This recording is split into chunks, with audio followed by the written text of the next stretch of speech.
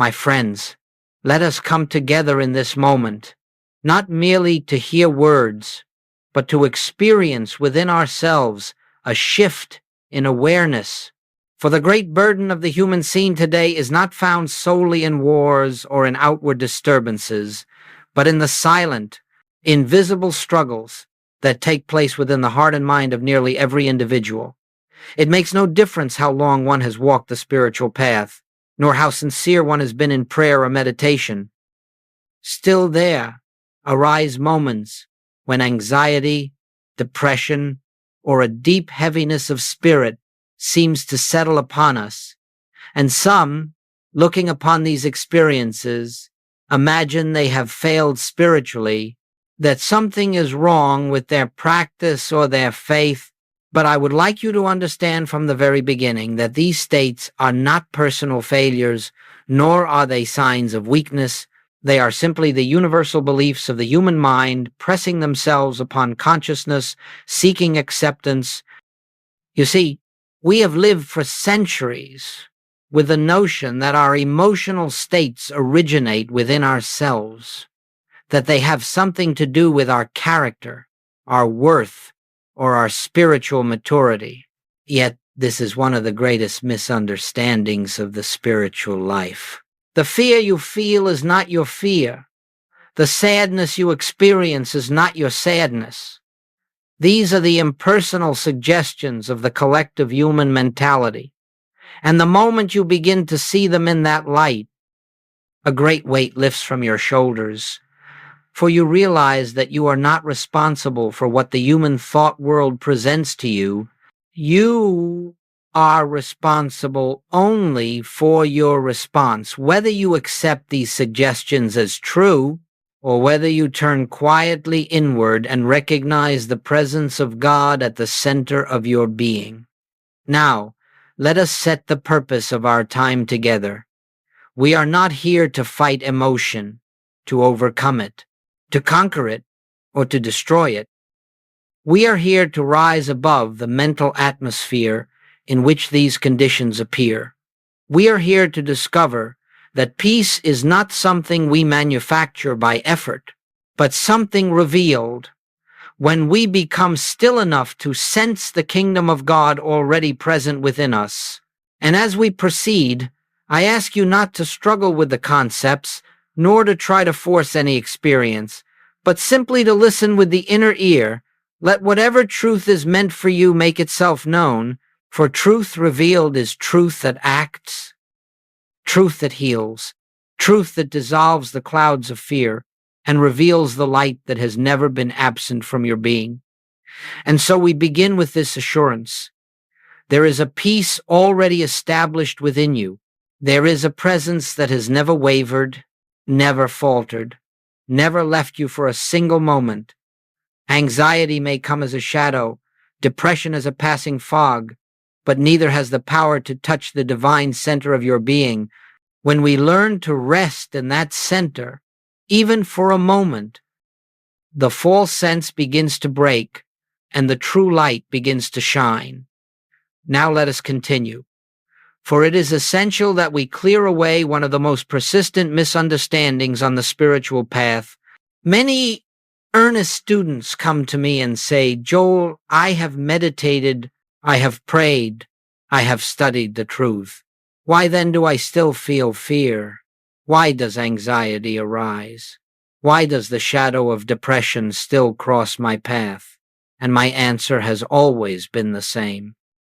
Because you are still expecting the human mind to be something it can never be.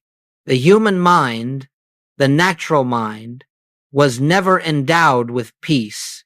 It was never created to be the instrument of spiritual realization. It is merely an avenue through which thoughts pass, some pleasant, some troubling, some inspired, some disturbing. And when you judge your spiritual progress by the condition of the human mind, you are measuring the infinite by the most limited instrument available. You are attempting to gauge the ocean by looking at a single wave. You see, the mistake lies in identifying yourself with the activity of the mind. When a fearful thought arises, you say, I am afraid. When a heavy feeling emerges, you say, I am depressed. But this is not the truth. These experiences occur within the human mentality, but the human mentality is not yourself. You are not the mind. You are the awareness that beholds the mind. And as long as you attempt to purify, strengthen, or perfect the human mind, you will remain entangled in its fluctuations because you have not yet recognized your true identity. Let me say this as plainly as I know how. The spiritual path is not the improvement of the human self, but the discovery of the self that has always been perfect.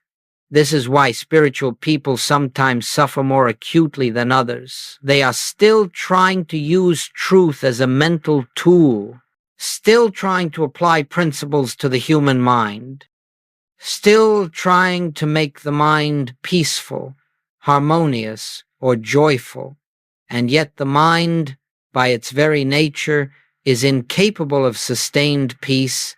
Peace comes only from the realization of the presence at the center of your being, not from the manipulation of mental states. The human mind says, I must get rid of this fear. But the spiritual consciousness says, this fear is not mine. It is an appearance without substance. The human mind says, why am I still struggling? But the spiritual consciousness says, the struggle belongs to the human sense of life, not to my true being. Do you see? You are not failing. You are awakening.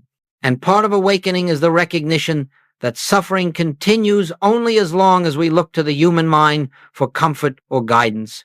The moment you turn within, not to improve the mind, but to rise above it, you begin to taste a peace that does not depend on thoughts, emotions, or circumstances.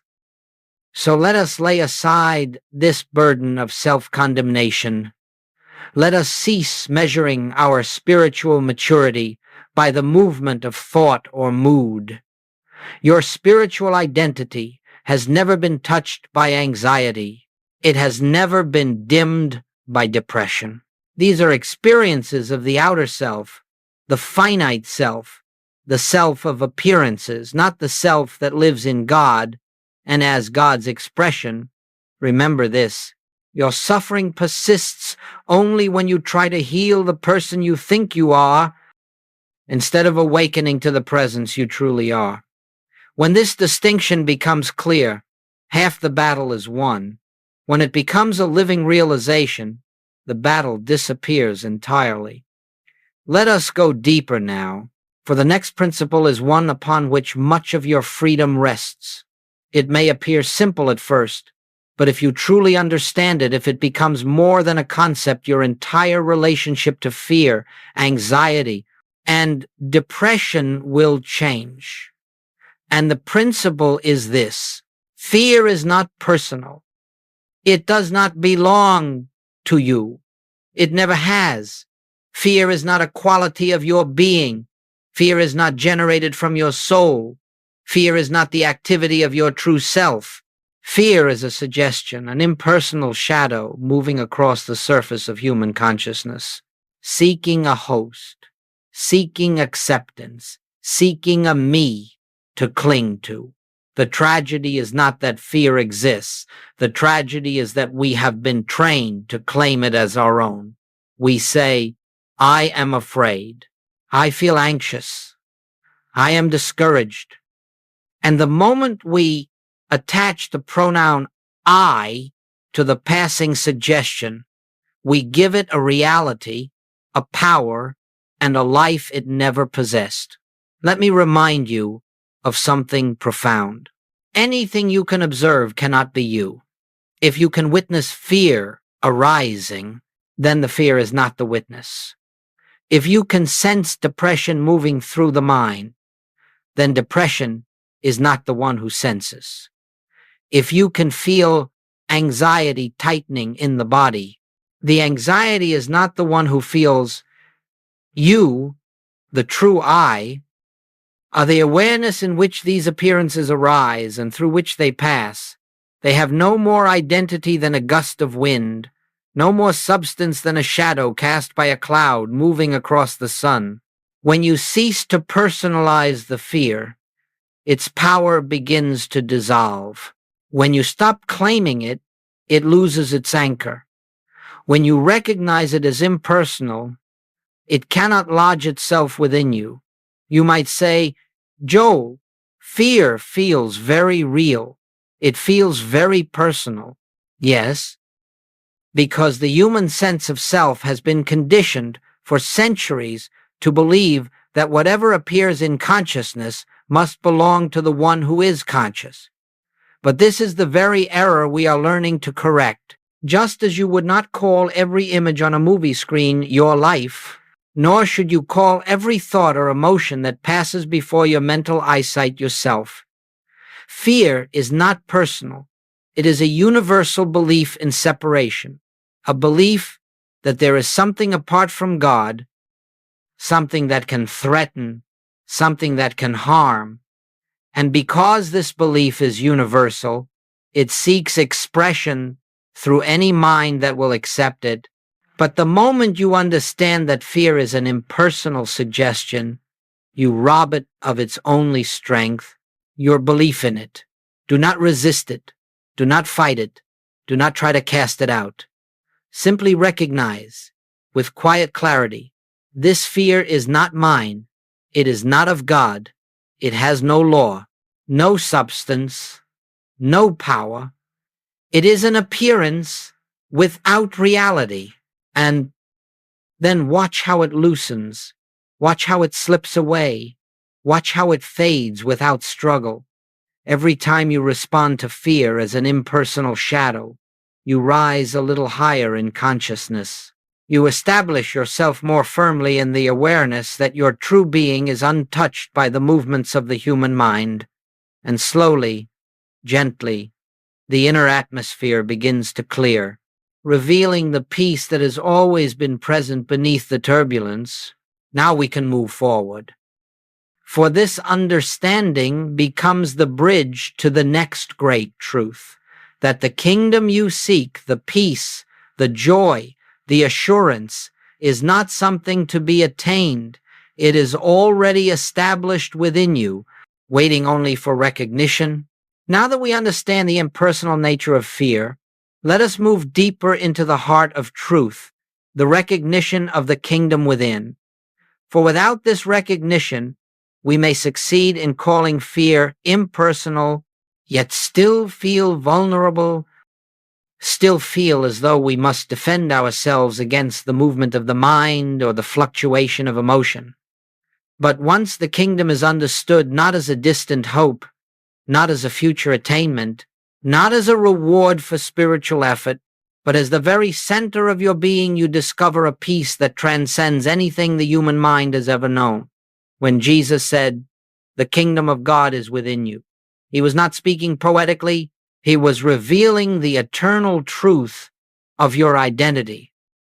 He was declaring that within the core of your being there exists a presence that is whole, perfect, complete, and eternally free. This kingdom is not touched by the passing appearances of the outer world. It does not fluctuate with your thoughts. It does not rise and fall with your emotions. It does not depend upon the condition of the body, nor upon the behavior of others, nor upon the events of your life. The kingdom is the infinite, invisible presence of God expressing itself as your very self.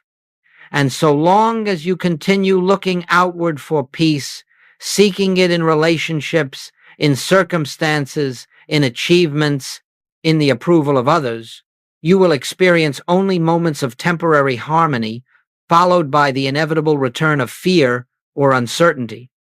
For everything external is unstable, temporary, and subject to change, but the kingdom within is eternal. And once you make contact, once you truly sense that inner presence, no external condition can take that peace from you.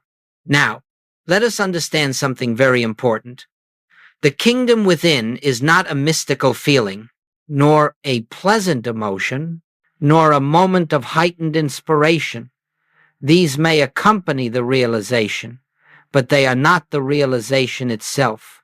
The kingdom is a state of divine awareness, a deep inner knowing that beneath the world of appearances, beneath the turmoil of the mind, beneath the fluctuations of emotion, there exists a silence, a stillness, a presence that is your true life.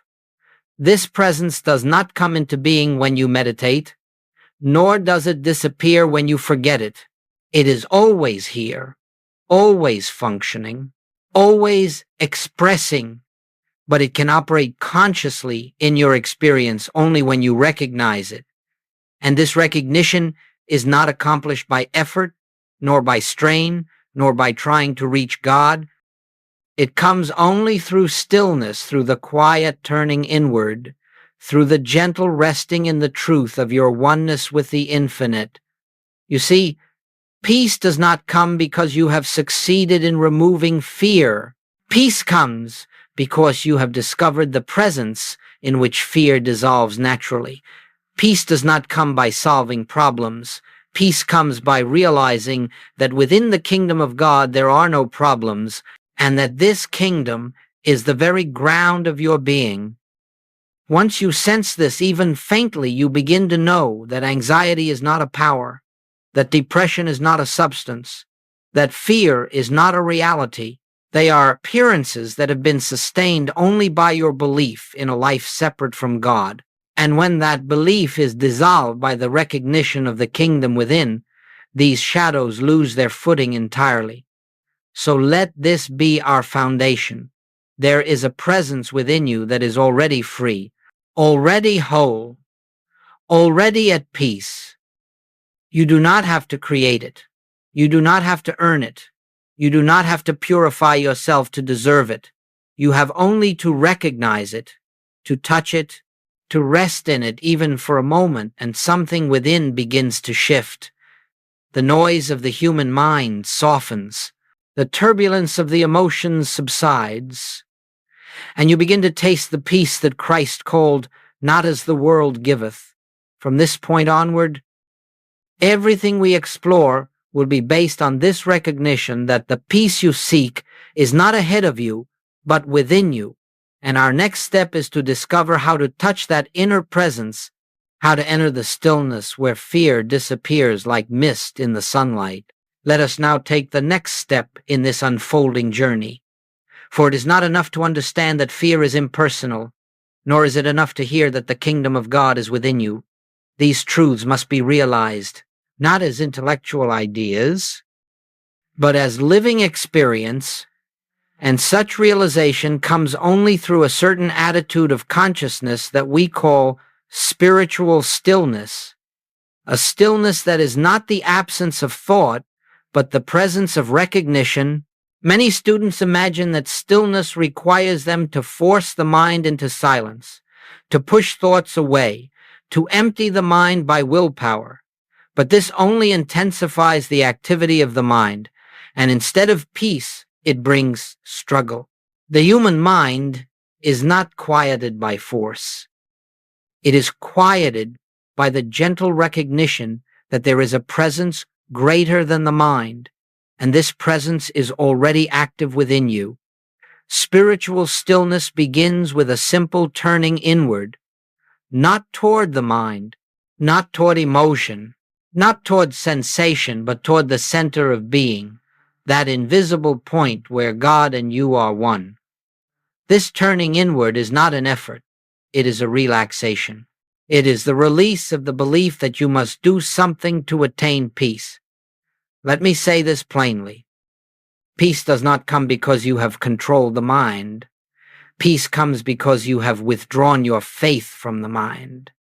When you sit in quiet contemplation, not trying to think, not trying to stop thought, but resting in a gentle awareness of the presence of God, you open yourself to a dimension of consciousness that has nothing to do with the activity of the human mind. Now, how do we enter this state? You begin by acknowledging, silently and without strain, God is here where I am. God is. I need not reach out. I need only recognize. As you rest in this acknowledgement, something beautiful occurs. The mind slows, not because you have forced it, but because it senses it is no longer needed to provide safety or guidance. Emotion softens, not because you have battled it, but because you are no longer identifying yourself with it. A new atmosphere enters your awareness, an atmosphere of quiet, of assurance, of presence. Sometimes you may feel this presence as a warmth, a spaciousness, or a gentle peace. At other times, you may feel nothing at all, but the presence is there nonetheless, for it is not dependent on sensation. It is not an experience. It is a reality. And the more you rest in this recognition, the more you will find yourself able to abide in it, not only in meditation, but in the midst of daily life. Do not be concerned if thoughts continue. Do not be disturbed if emotion arises. These are not obstacles. They are simply movements of the outer self that gradually lose strength as the inner self emerges into awareness. The purpose of our stillness is not to silence the mind, but to shift the seat of identity from the mind to the spirit. In this stillness, you will discover that fear cannot remain, anxiety cannot survive, depression cannot anchor itself, for these conditions belong to the human sense of separation, and in stillness, separation dissolves.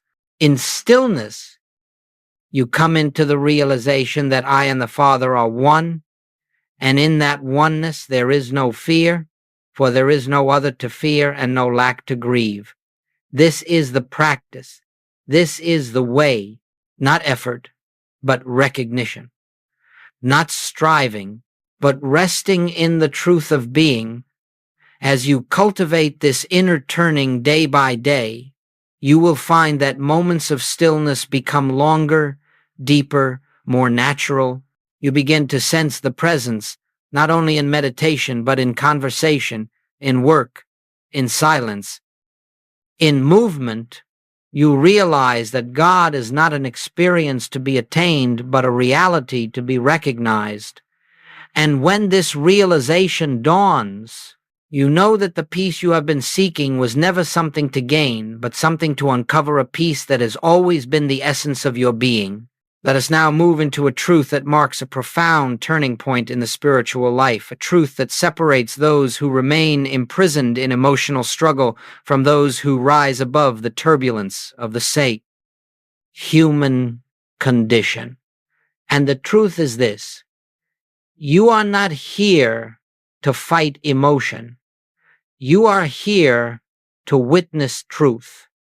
As long as you continue battling anxiety, resisting depression, or striving to silence fear, you remain engaged on the level of the very mind that produced these conditions. The moment you wrestle with emotion, you grant it power. The moment you resist fear, you affirm its reality. The moment you attempt to overcome depression, you strengthen its position by accepting it as something that must be conquered. But the spiritual life does not ask you to fight shadows. It asks you to turn toward the light.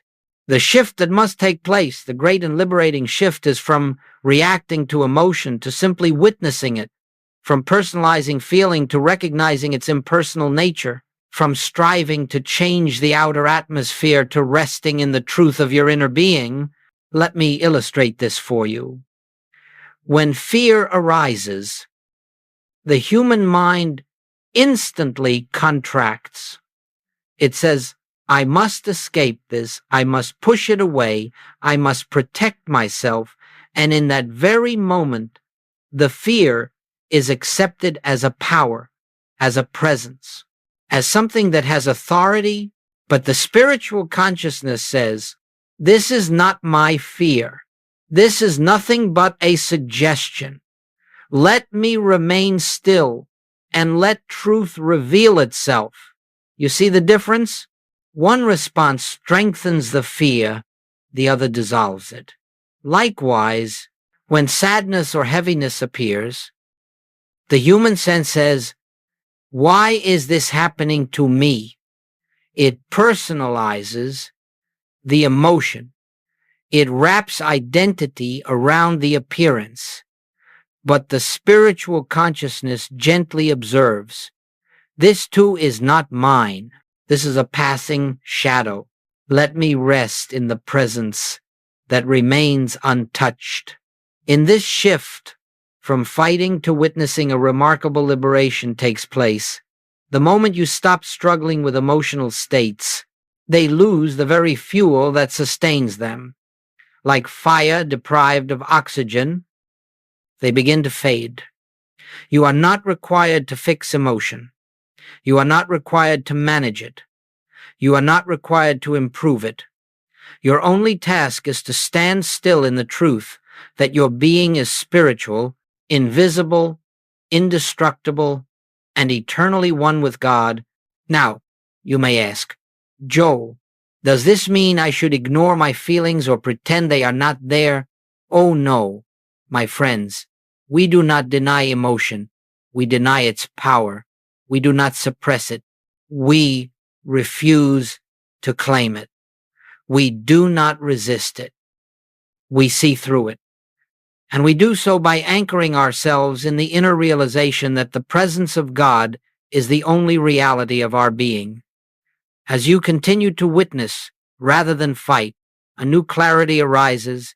You begin to discern that every emotional disturbance is nothing but the mind reacting to an illusion of separation.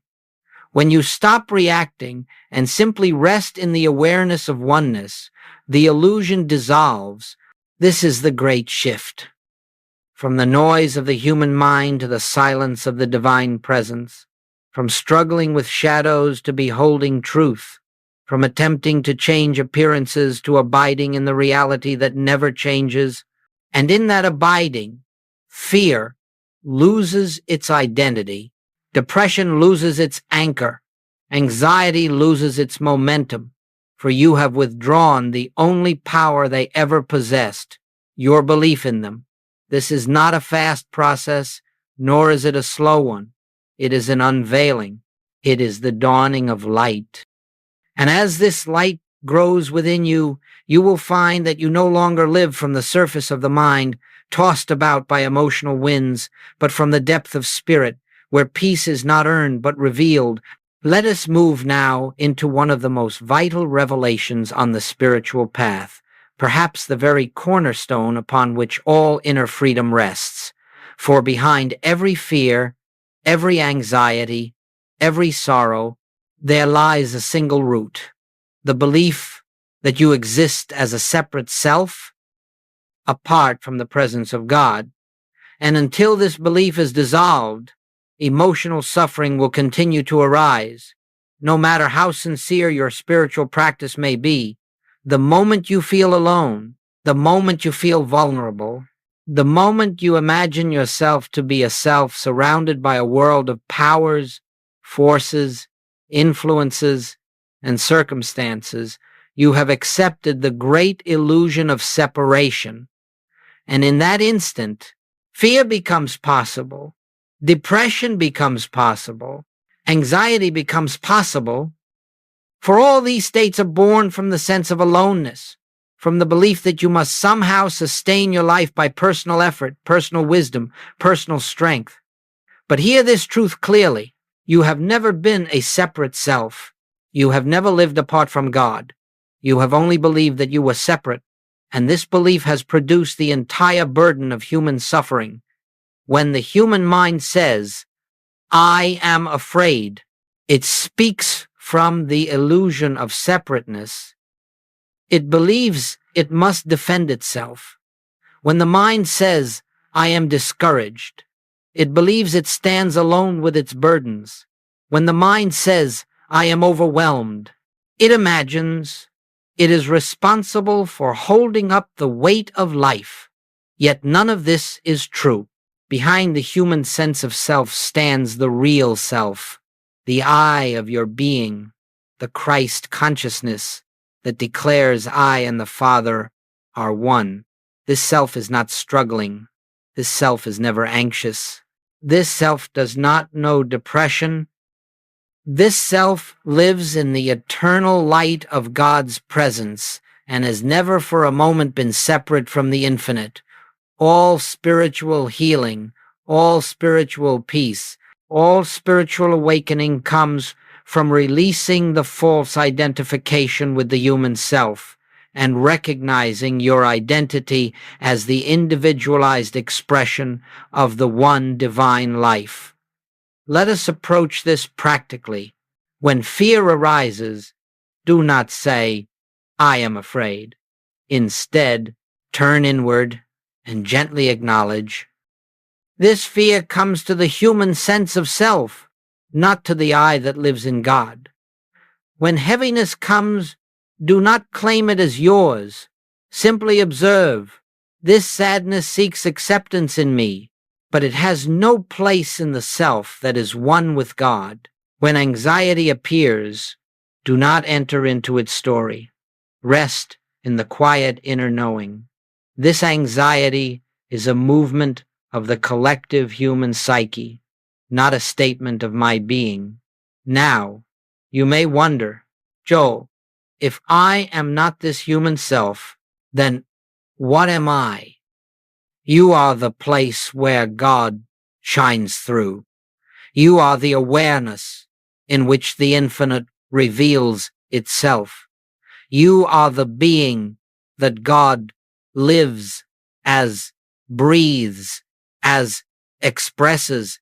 You are the life of God made visible in individual form. This is not a poetic sentiment. This is the truth of your being. And when this truth becomes more real to you than the shifting conditions of the mind, a great and profound freedom begins to unfold. You discover that every emotional disturbance was tied to a false identity, and that by releasing this false identity, you release the mechanism by which fear can take hold. To help you taste this truth, let us turn inward for a moment. Allow yourself to recognize not as affirmation, but as quiet knowing, right where I seem to be. God is right where this emotion appears. The present stands untouched. I am not separate. I am not alone. I am not divided from my source. Feel the simplicity of that. Feel the relief in that. Feel the spaciousness that opens when you no longer carry the burden of a self that never truly existed. For in this realization, the whole landscape of your experience changes. Fear loses its anchor because there is no separate self to bind. Depression loses its meaning because there is no isolated soul to envelop. Anxiety dissolves because there is no fractured identity to protect. Here, in the recognition of oneness, you stand in the truth of being, and in that truth, all shadows fade.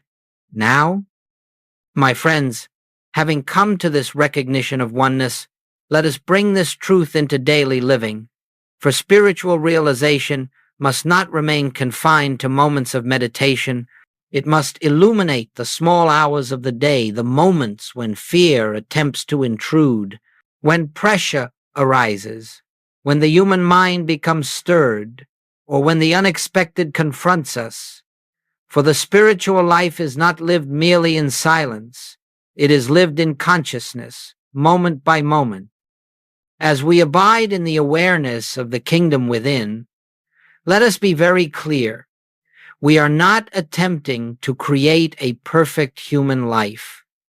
We are not seeking to eliminate all challenges. nor to craft a life of unbroken calm. No, the purpose of this path is to remain so anchored in the presence that challenges, when they come, do not touch the depth of your being. They pass like wind across the surface, while you rest in the stillness beneath. So how do we live from this inner kingdom? We begin with the simplest and most profound practice, the pause. When fear arises, pause. When anxiety tightens the body, pause. When sadness washes over you, pause. And in that pause, turn inward, not with effort, not with the intention to fix anything, but with the gentle remembrance, God is here. This moment is filled with the presence. I need not resist nor react. This pause is not a technique. It is an opening, a doorway through which the kingdom reveals itself. For the moment you pause, you no longer respond from the conditioned mind. You respond from the deeper self. Secondly, as you move through your day, to refuse to personalize any emotional state that appears. If anxiety arises, do not ask, "What is wrong with me?" Instead, let the inner awareness speak. This is not my anxiety. This is the old belief in separation knocking at the door. I need not answer. When heaviness appears, do not claim it. When worry stirs, do not identify with it. When tension comes, do not call it mine. In this way, the emotional atmosphere loses its grip because you have withdrawn the agreement that gives it life.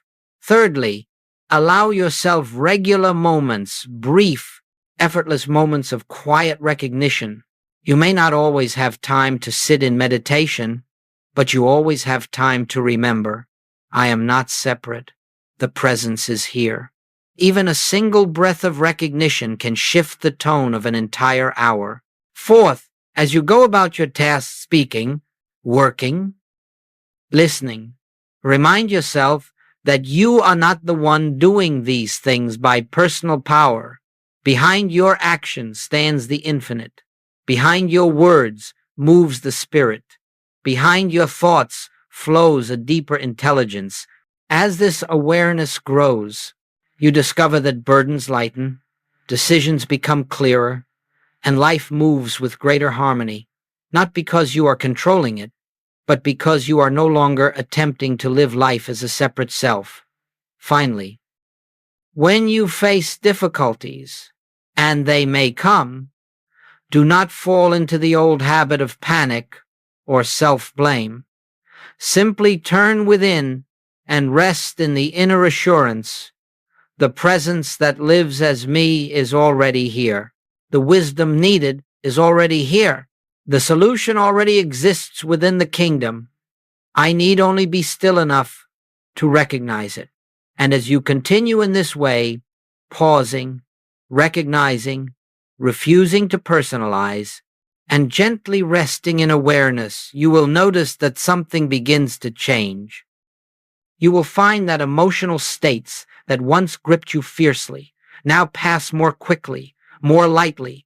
You will sense a background of peace that was not there before. You will experience a deeper stillness that accompanies you even in activity. This is not the result of practice in the human sense, it is the unfolding of truth within you. You begin to live from the inner kingdom rather than from the fluctuating atmosphere of the mind. And as this becomes your way of being, you discover the great secret, that peace is not gained but uncovered, that joy is not created but revealed, that harmony is not achieved but recognized as the very nature of your being. This is the life that emerges when you no longer identify with the human self, but with the divine presence at the center of your being. And as you live in this awareness, the entire texture of experience is transformed, not by effort, but by the quiet radiance of truth lived moment by moment. And now, my friends, as we bring this period of contemplation to a close, let us return to the simple truth with which we began. There is a place within you, an inner sanctuary, where all fear dissolves, all anxiety falls silent, and all depression loses its shadow.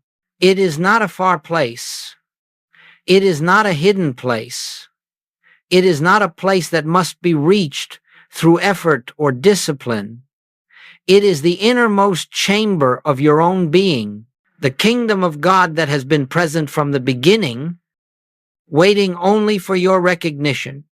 Throughout our time together, we have seen that emotional disturbances arise not because we lack faith, nor because our spiritual practice is insufficient, but because we have lived from a false identity, believing ourselves to be separate, vulnerable, incomplete.